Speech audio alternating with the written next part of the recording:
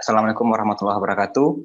Pada kesempatan kali ini, saya akan memberikan perkuliahan mata kuliah yang saya ampu, yang merupakan bagian dari keahlian saya, yaitu mata kuliah politik dan pemerintahan di Asia Tenggara. Mata kuliah analisis politik dan pemerintahan di Asia Tenggara ini terdiri dari 3 SKS dan dilaksanakan pada semester ke-7. Adapun deskripsi dari mata kuliah analisis politik dan pemerintahan di Asia Tenggara ini adalah mata kuliah ini merupakan mata kuliah fakultas yang bertujuan untuk mendorong praja dalam menganalisis isu-isu politik dan pemerintahan di negara-negara di kawasan Asia Tenggara yang terdiri dari 11 negara anggota terkait dengan isu-isu politik, kemudian sosial, budaya, termasuk juga ekonomi. Nah, kemudian akan membahas juga organisasi yang ada di Asia Tenggara, yaitu organisasi ASEAN.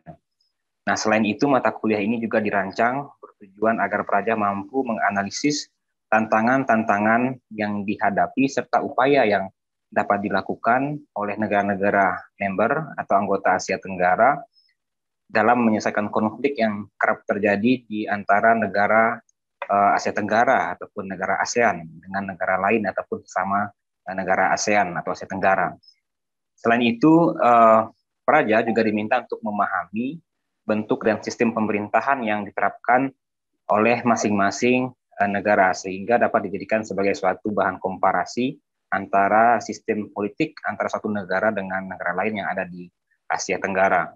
Mata kuliah ini terdiri dari 2 metode dalam pembelajarannya, yaitu metode perkuliahan yang pada umumnya, dan yang kedua adalah metode praktikum, di mana praja diminta untuk aktif dalam mempraktekkan dan membahas terkait dengan isu-isu yang berdiskusi dan menuangkan pikiran kritisnya dalam membahas dengan isu-isu Asia Tenggara dalam pelaksanaan pembelajaran ini. Nah, adapun materi perkuliahan dalam RPS mata kuliah politik dan analisis politik dan pemerintahan di Asia Tenggara ini terdiri dari 14 materi karena 2 pertemuan lainnya yaitu UTS dan UAS, jadi ada 14 materi mulai dari pengertian politik dan pemerintahan, kemudian sejarah dan terbentuknya ASEAN, sejarah Asia Tenggara, ASEAN, dan juga masyarakat ekonomi ASEAN. Kemudian praktek sistem politik pemerintahan di Indonesia, di Malaysia, di Brunei, dan sebagainya, sampai yang ke-12, materinya sistem politik dan pemerintahan di Vietnam. Di setiap negara itu dibahas sistem dan politiknya. Kemudian selain itu juga pada pertemuan atau materi ke-13, itu akan dibahas terkait dengan konflik dan integrasi di antara negara-negara ASEAN. Terakhir, pertemuan 14 adalah review terkait dengan seluruh materi yang ada dalam pembelajaran mata kuliah ini. Kemudian sistem pembelajaran dalam mata kuliah analisis sistem politik dan pemerintahan di Asia Tenggara ini terdiri dari pembelajaran, metodenya diskusi, kelompok, dan juga dengan menggunakan media tatap muka dan juga online ya, bisa menggunakan media Zoom ataupun Google Meet dan juga e-learning dan Google Classroom dalam berdiskusi. Kemudian juga ada metode demonstrasi dan juga studi kasus negara-negara yang ada di Asia Tenggara. Dan kemudian sistem penilaian dari mata kuliah ini yaitu kriterianya adalah ketepatan dan kesesuaian ya dalam menjelaskan. Selain itu juga akan dilakukan penilaian presentasi kelompok ya. Jadi masing-masing akan dibentuk kelompok dan kemudian kelompok tersebut akan mempresentasikan terkait dengan analisis pada setiap politik, isu-isu politik setiap negara yang ada di Asia Tenggara. Dan indikatornya adalah untuk presentasi ini ketepatan menjelaskan mengenai sistem politik yang ada di masing-masing negara, kemudian sistematika dan gaya presentasi dan keakuratan materi yang disampaikan. Dan itu memiliki rubrik ya untuk kriteria penilaiannya. Baik, dalam video pembelajaran kali ini, video pertemuan kali ini akan dibahas terkait dengan bentuk pemerintahan dan sistem politik yang ada di negara Singapura. Nah, dalam pertemuan kali ini diharapkan para pelajar mampu dalam mendemonstrasikan bentuk-bentuk dari sistem politik dan pemerintahan yang ada di Singapura. Kemudian juga diharapkan mampu dalam menyelesaikan studi kasus terkait dengan Presiden Melayu pertama di Singapura dan dinasti Lee Kuan Yew. Nah, kemudian materi pembelajarannya adalah bentuk dan pemerintahan di Singapura, sistem pemerintahan di sana, kemudian sejarah politik yang ada di Singapura. Studi kasusnya adalah Lee Kuan Yew dan dinastinya, kemudian juga isu terkini di Singapura. Studi kasus dari terpilihnya ras Melayu sebagai presiden, yaitu dalam konteks hal ini adalah Halimah Yaakob sebagai presiden Singapura. Kemudian bentuk dari perkuliahan adalah bentuk dari metode pembelajaran, media dan sumber belajar adalah bentuknya kuliah, aktivitas yang ada di kelas, diskusi kelompok, kemudian medianya adalah komputer dan smartboard, dan juga menggunakan internet, dalam hal ini Zoom, dalam tatap muka secara maya, dan juga menggunakan metode asinkronos, yaitu menggunakan Google Classroom dan juga atau Google Meet. Kemudian ini adalah estimasi waktu 3 SKS, kemudian dalam penugasan yaitu menyusun dan menyimpulkan terkait dengan kondisi dan politik di Singapura, kemudian mencari studi kasus dan menyusun studi kasus dan terkait dengan dinasti Lee Kuan Yew dan Presiden Melayu pertama yang ada di Singapura. Tugas kemudian diupload di Google Classroom. Kemudian penilaian dalam materi ini adalah kriteria dan bentuk penilaiannya itu ketepatan dan kesesuaian, kemudian bentuk non-tesnya itu meringkas sejarah Singapura, dan materi pembelajaran pada pertemuan ke-6 ini, kemudian indikator adalah ketepatan penjelasan mengenai sejarah Singapura, kemudian kesesuaian uraian terkait dengan dinasti Lee Kuan Yew, dan kesesuaian uraian mengenai terpilihnya Presiden Melayu pertama di Singapura. Bobot dari perkuliahan yang pertemuan ke-6 ini sebanyak 3% dari seluruh pertemuan. Baik, pada pertemuan ke-6 terkait dengan politik dan pemerintahan di Singapura ini akan ditampilkan bagaimana pembelajaran menggunakan aplikasi Zoom tatap muka secara maya dengan 2 kelas di kelas A, yaitu di Prodi Politik Indonesia Terapan.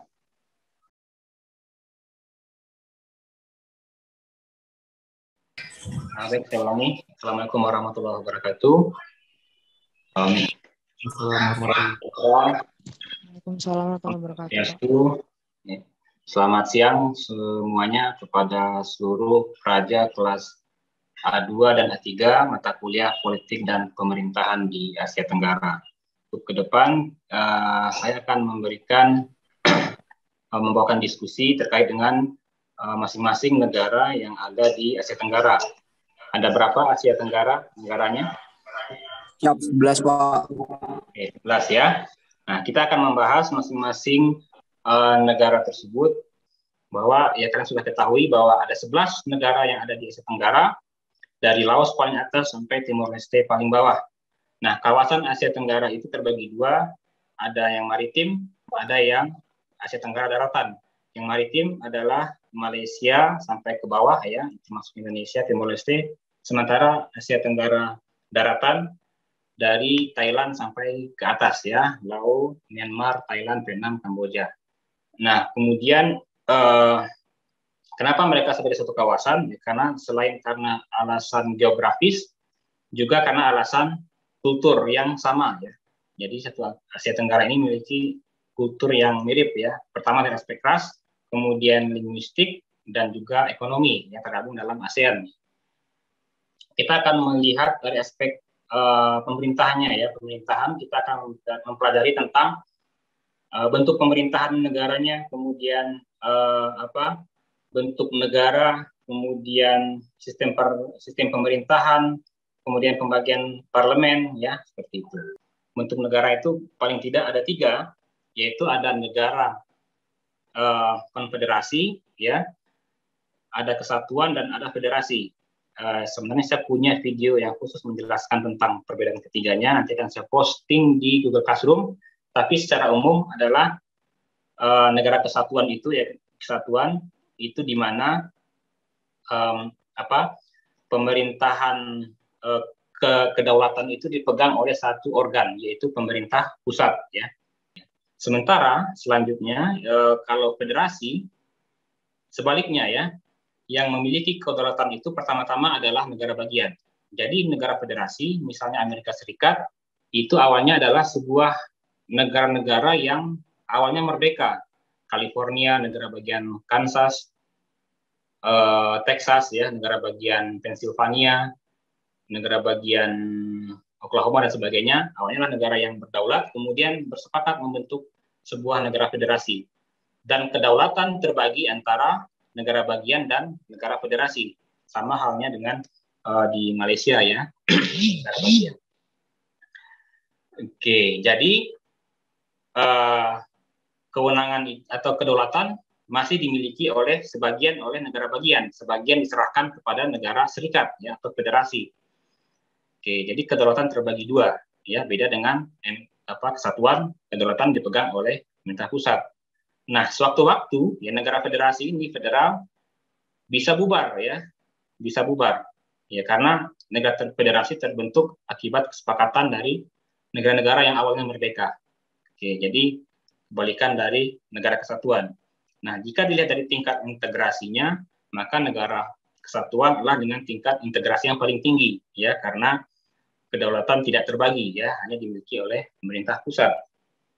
Oke, kemudian ada negara konfederasi. Secara praktik tidak ada lagi negara yang berbentuk konfederasi. Nah, konfederasi ini maksudnya adalah dia mirip dengan negara federasi, ya, tapi masing-masing negara ini berdaulat penuh, ya. Kedaulatan di setiap masing-masing negara bagian, negara member, ya. Saya nggak menyebut negara bagian, tapi member, ya.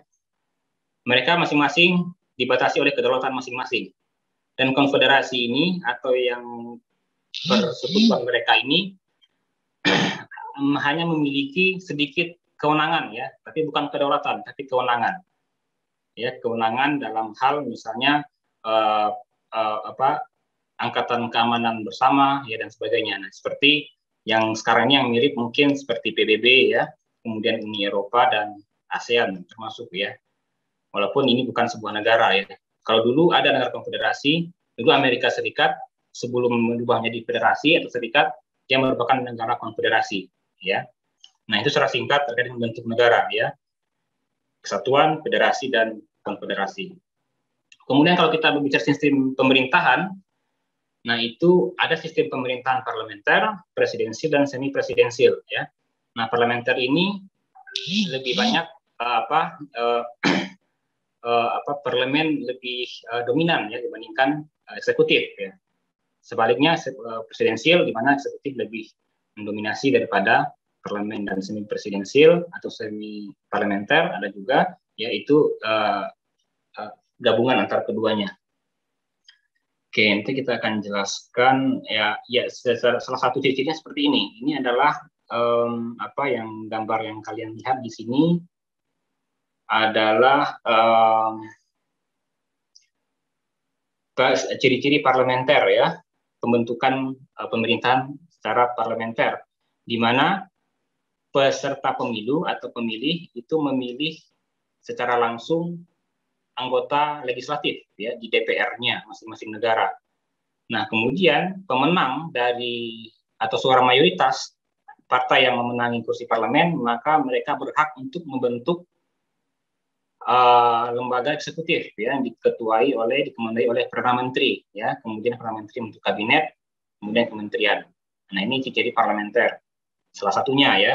Kemudian presidensial sebaliknya, secara detail nanti kita akan jelaskan. Kalau pembagian parlemen ada unikameral, di mana dalam parlemen itu jika ada satu kamar yaitu DPR, maka dia unikameral. Kalau ada dua kamar atau dua lembaga di parlemen, maka dia bikameral, ya. Nah, Singapura sebuah negara kecil yang ada di atas Pulau Batam ya, Kepulauan Riau antara Kepri dan Malaysia. Wilayahnya kecil, tapi dia merupakan salah satu-satunya negara maju yang berasal dari kawasan Asia Tenggara. Nah, nama resmi dari Singapura inilah Republik Singapura. Singapura, kemudian ibu kota Singapura, kemudian dia republik sama dengan Indonesia, ya. Kemudian bentuk negaranya kesatuan, ya, karena sebuah negara kecil nggak mungkin dia federal, ya, kesatuan. Luas wilayah 719, wilayah aslinya itu sebenarnya 500-an, ya, 500-an. Tapi karena dia melakukan reklamasi, tahu apa itu reklamasi? Reklamasi, tahu nggak? Menambah daratan di lautan yang agak dangkal tuh, Pak. Mungkin dengan menambah tanah ataupun pasir seperti itu, Pak. Dan katanya setahu saya itu Singapura itu membeli tanahnya itu dari Indonesia. Terus habis itu tanahnya itu dibuat reklamasi dan sudah maju sampai, maksudnya lautan yang dulunya lautan itu udah maju 50 meter, Pak. Katanya seperti itu, Pak, reklamasinya. Ya, benar. Benar sekali, Praja. Ya, reklamasi ya, mereka menambah ya. Jadi pantai itu kemudian ditambah di pasir di tempat lain, kemudian diangkut, kemudian ditutup dibuat daratan tambahan ya di sepanjang pantainya itu. Oke, jadi sekarang jumlahnya 716 km persegi ya. Oke. Kemudian juga ya kemarin itu ya kasus penambang pasir yang kemudian diambil dari Indonesia ya secara ilegal katanya ya. Jadi sempat menjadi suatu permasalahan juga antara kedua negara tersebut. Oke, penduduknya 5 juta sekian, mayoritas Buddha 33%, mayoritas rasnya itu dari Tionghoa, etnis Tionghoa, diikuti oleh Melayu itu 13%, kemudian India dan lain-lain ya. Ya, sejalan dengan itu bahasa secara luas itu Mandarin ya 36%, kemudian juga bahasa Inggris, kemudian bahasa Melayu 11% dan sisanya lain-lain ya. Oke, kemudian sistem pemerintahan parlementer ya. Dia memang memiliki presiden, tapi hanya sebagai kepala negara ya, yang bersifat seremonial, jabatannya 6 tahun. Ya. Nah ini cukup menarik juga ya, yang bisa mencalonkan sebagai presiden itu dia harus kalau nggak pernah menjabat menteri, hakim pengadilan atau pengelola atau juga pengusaha ya, pengusaha yang memiliki penghasilan minimal 371 juta US dollar. Oke, jadi ini syarat-syarat untuk menjadi presiden ya. Jadi ada kekayaan tersendiri yang minimal harus dia miliki sebelum menjadi presiden. Kalau dia berasal dari swasta ya, swasta. Menarik juga ya. Oke, jadi harapannya ya dia tidak mencari hidup ketika dia jadi presiden ya, ketika dia sudah memiliki dana minimal segini.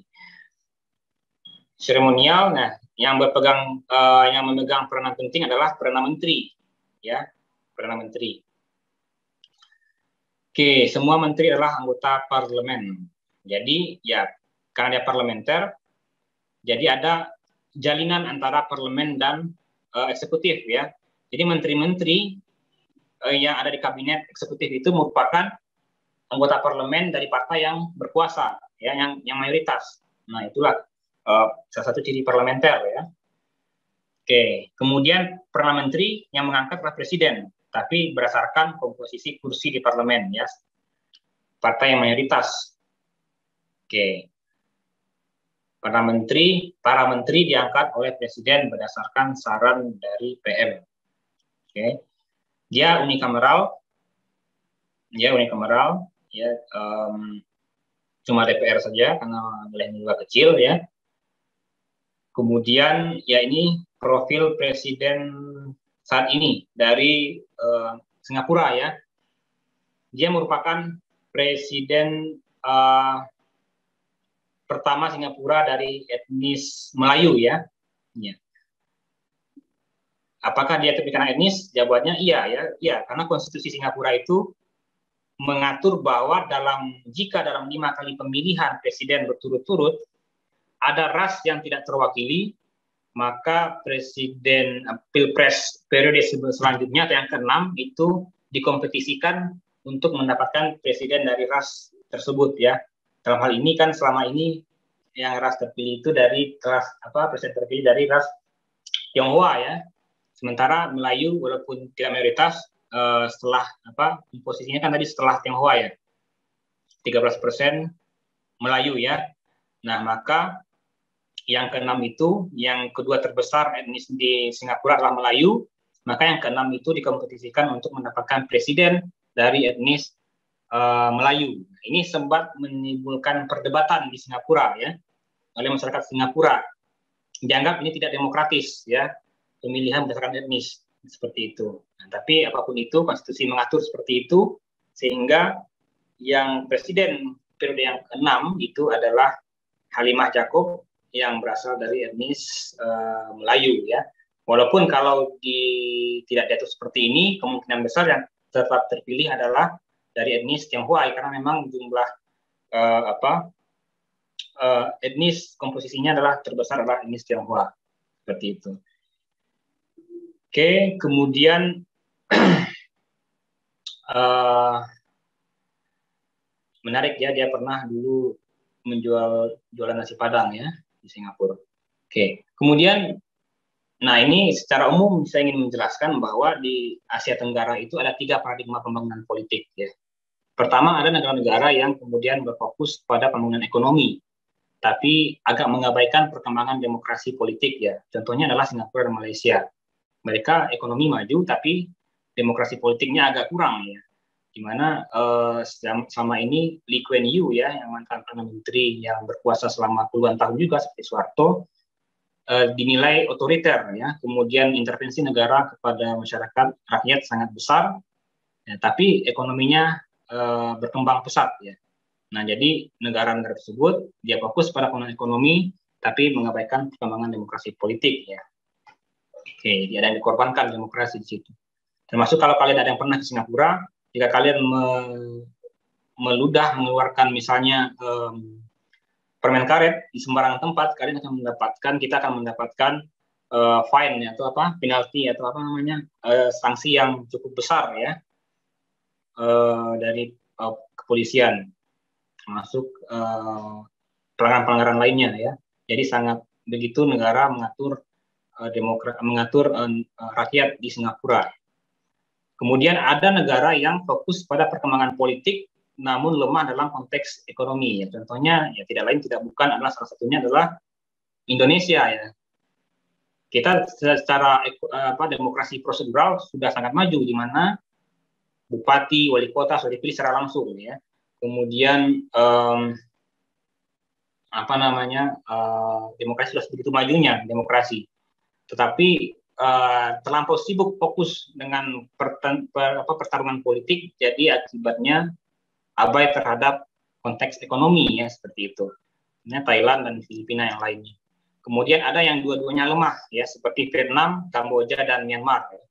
Ekonomi lemah, politik juga hancur ya seperti itu. Terakhir kita dengar Myanmar ya yang kemudian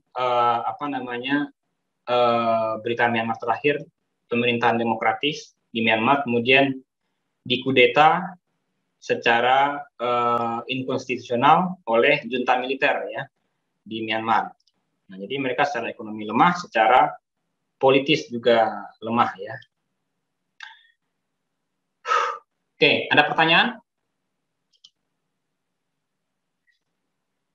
Siap belum, Pak?